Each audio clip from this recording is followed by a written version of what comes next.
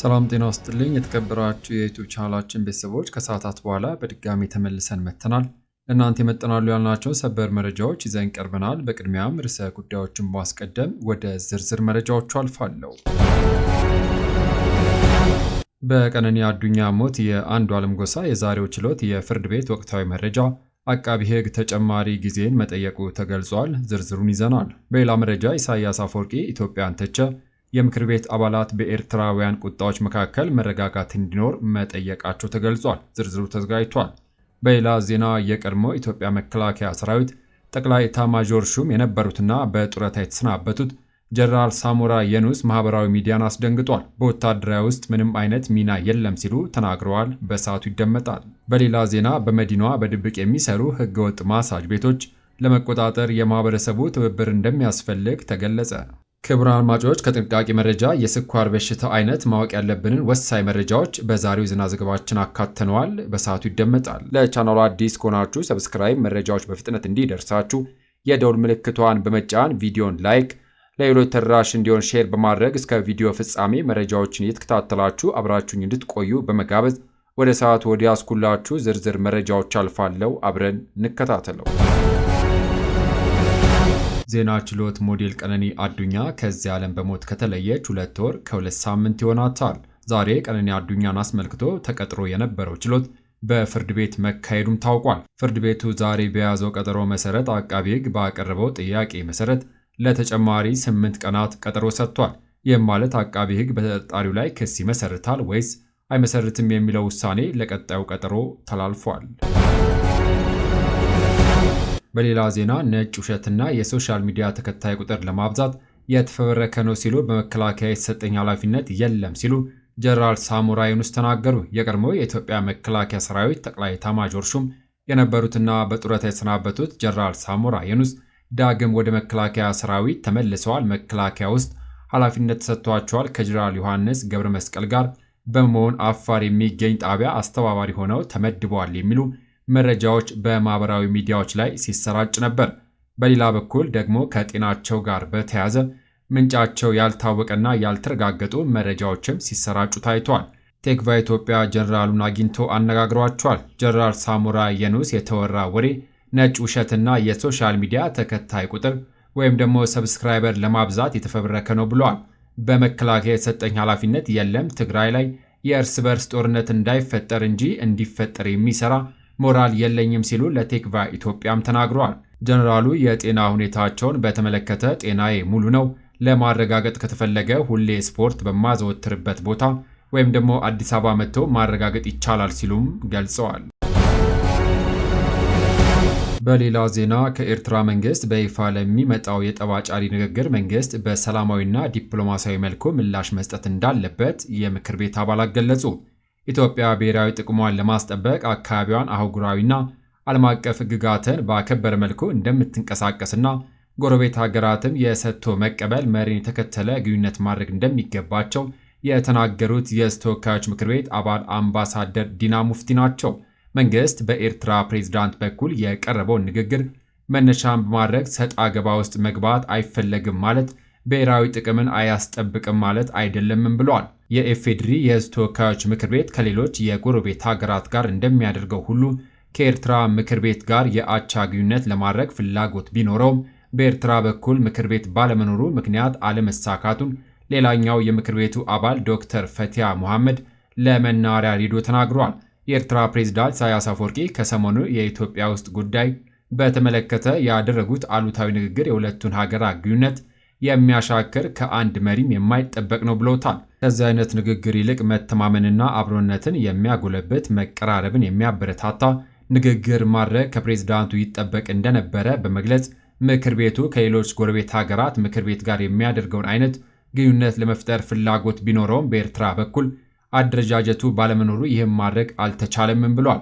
አንዳንድ የጎረቤት የቀጠና ሀገራት ውስጣዊ ችግሮችን መነሻ በማድረግ በኢትዮጵያ ውስጥ ጉዳይ ጣልቃ የመግባት ሁኔታ እንደሚስተዋልባቸው ያመላከቱት ሌላኛው የምክር ቤቱ አባሉ ዶክተር መብራቱ አለሙ አሁን ላይ ውስጣዊ ችግሮችን በሀገራዊ ምክክር ኮሚሽን በኩል በፍጥነት መፍታት እንደሚገባም አመላካች ነውም ብሏል።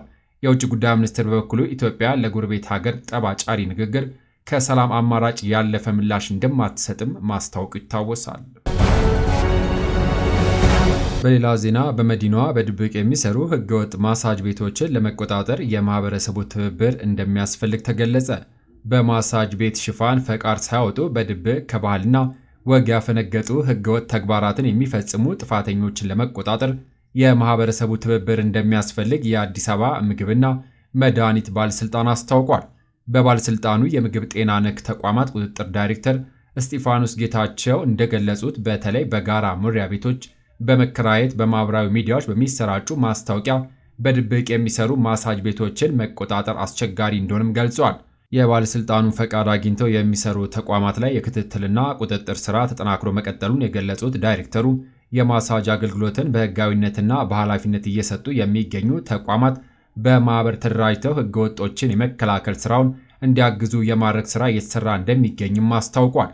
በመሆኑም ማህበረሰቡ መሰል ህገወጥ ተግባር የሚፈጽሙ ግለሰቦችን ሲመለከት ለሚመለከተው አካል ጥቆማ እንዲሰጥ የጠየቁ ሲሆን ቤት አከራዮችም ያከራዩት ቤት ለህገወጥ ተግባር አለመዋሉን እንዲቆጣጠሩም ጥሪ አቅርበዋል። በመዲናው የተለያዩ አካባቢዎች ላይ የ24 ሰዓት አገልግሎት የሚሰጡ በርካታ ማሳጅ ቤቶች ያሉ ሲሆኑ አብዛኞቹ ከተፈቀደላቸው አገልግሎት ውጪ ሌሎች ህገወጥ አገልግሎቶችን እንደሚሰጡም ተናግሯል። ዘገባው የአሃዱ ነው።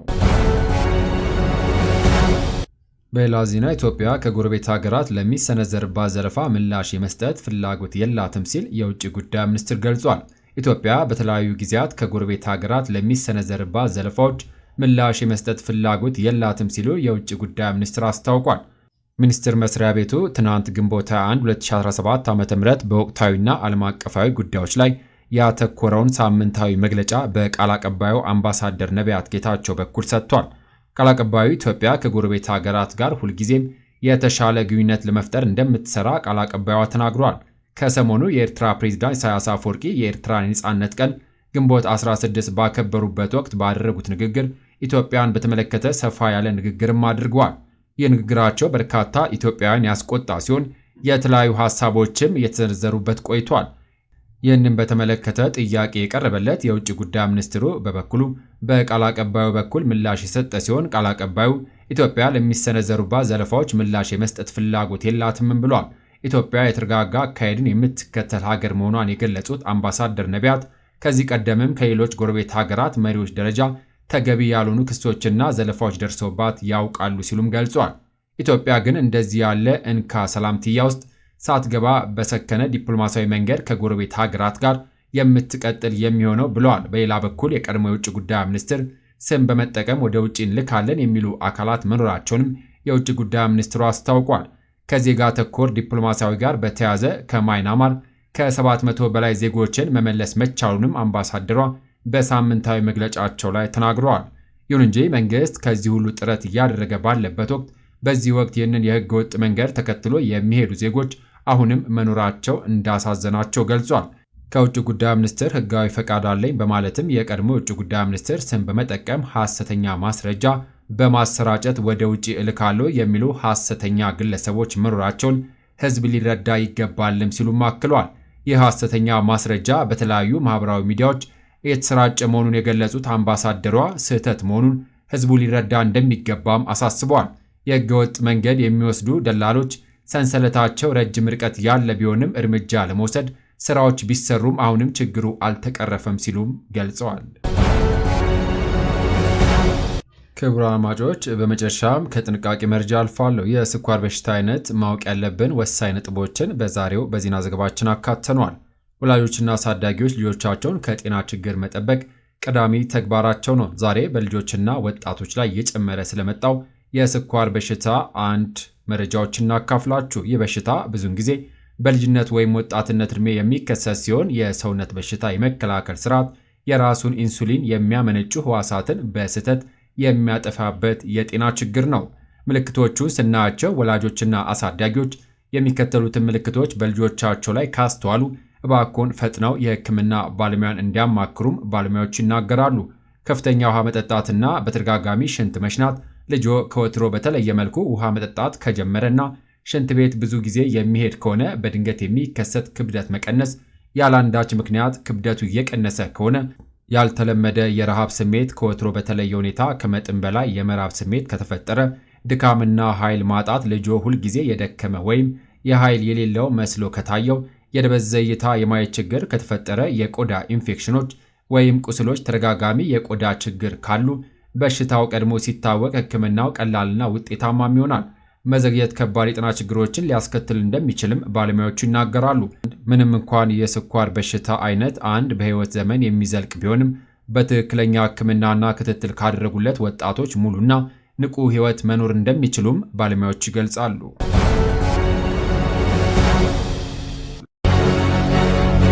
ክቡራን አድማጮች ከሀገር ውስጥ ከውጭ ለሰዓቱ ብታደምጧቸው ብለን የመራርንላችሁ ዘገባዎች እነዚህን ይመስሉ ነበረ።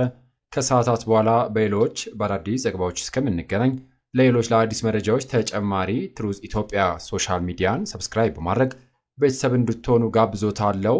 በያለንበት የዓለም ዳርቻ ቸር እንቆይ።